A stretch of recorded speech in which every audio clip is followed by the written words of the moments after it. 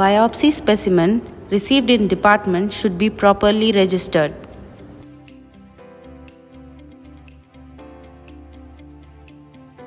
Unique biopsy number should be assigned to it.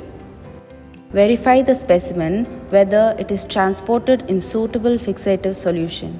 If any other fixative is used other than formalin, make a note of it. Discard the fixative in the specimen jar and replace it with fresh 10% neutral buffered formalin. The specimen should be removed from the specimen jar with a gloved hand and blot dried using filter paper. Care should be taken to avoid breakage and tearing of the specimen. Steel scale should be placed perpendicular to each other on a green cloth in such a way that the markings are clearly visible. Required instruments are also arranged properly with the given specimen. The biopsy number of the specimen should be written on the label and displayed adjacent to the tissue. Number, size, color, consistency of individual specimen should be recorded in the biopsy requisition form in space under the title Macroscopic Finding.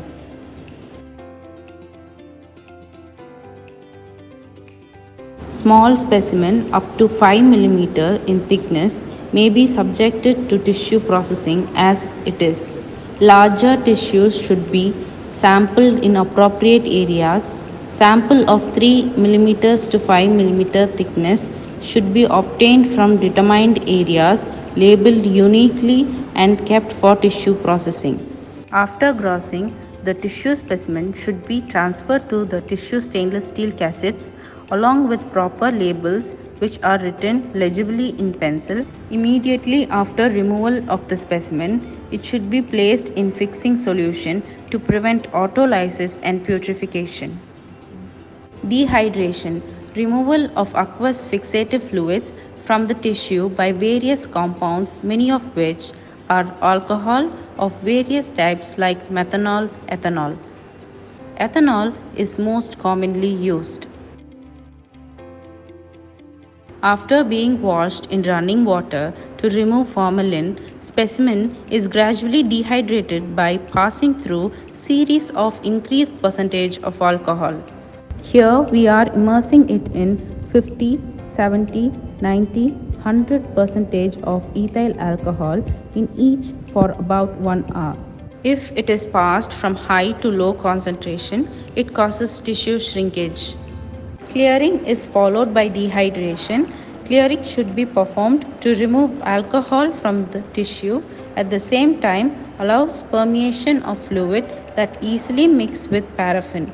Xylene is most commonly used clearing agent. Here, specimen is immersed into 2 changes of xylene, each about an hour. Infiltration. After clearing, specimen is removed from xylene and placed in paraffin embedded bath, which contains readily melted paraffin wax in containers. The paraffin wax is melted at 60 degrees centigrade. The specimen is left overnight in the embedded bath. The specimen is removed from paraffin wax bath and now ready for embedding. Embedding. Tissue is surrounded by paraffin wax. This paraffin wax provides external support to tissue. Tissue specimen should be embedded in L block according to proper orientation.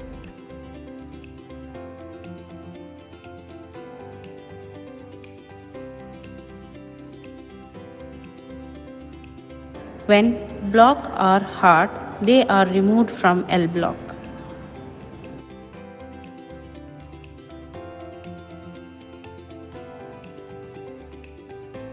Once the wax on L block gets set, it should be mounted on wooden block, which helps in sectioning.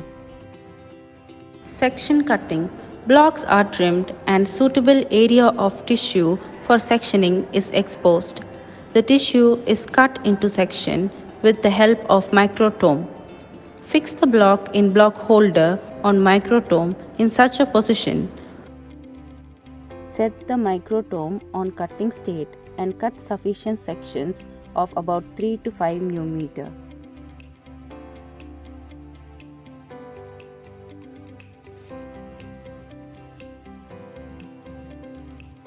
The section are floated on water bath that helps remove folds and wrinkles. The tissue is transferred from the water bath using glass slide. The wax is removed by a procedure called deparaffinization using slide warmer. First, dip the slide in xylene jar to completely remove the paraffin wax. The slide is dehydrated using alcohol from higher to lower concentration. First, stain with hematoxylin for 15 minutes. Wash with running tap water and dip slide in acid alcohol. Rinse with tap water for a while. Dip slide in eosin for 10 to 60 seconds. After taking it from eosin, air dry the slide. Mount the slide with DPX dibutyl phthalate xylene, which helps to preserve the tissue for long-term storage. Excess DPX should be removed from the slide. Labeling should be done.